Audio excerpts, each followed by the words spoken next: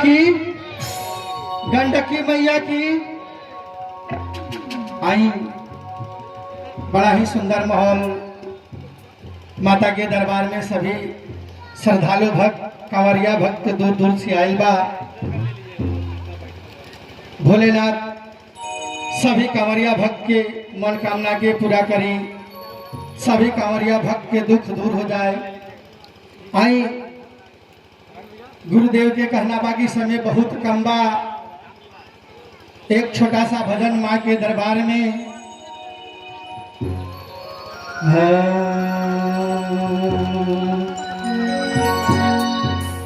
कि चरण पखारती है माई रिधि सीधी तेरी, कि तीन लोक में ध्वजा तुम्हारी फहराती है।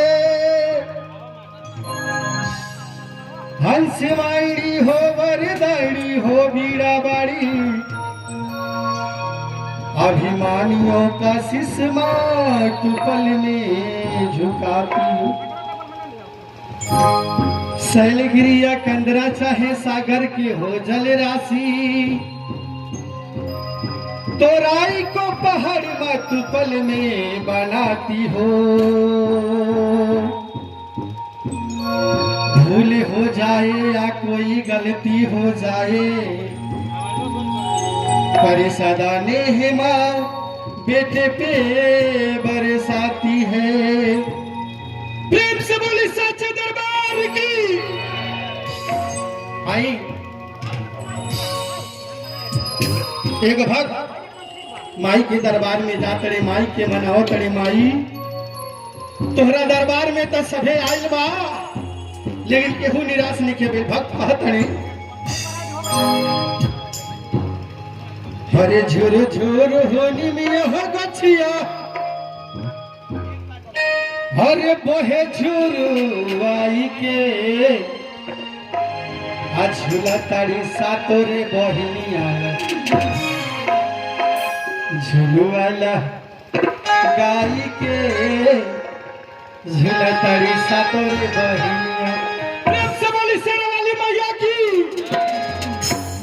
झुर झुर होनी मिया गछिया, झुर झुर होनी मिया गछिया, बहे झुरवाई के गाई के झूला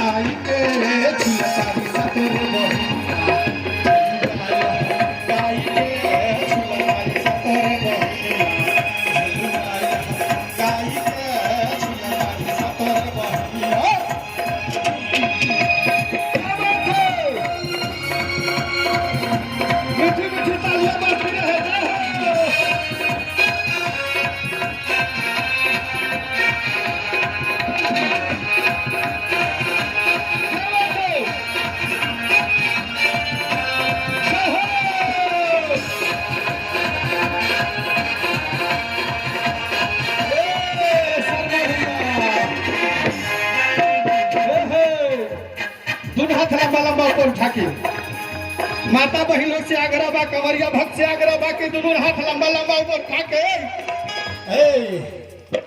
और ताली बजा के। दीदी का वो ना उठा दी, क्या बात है। और ताली बजा के 1 2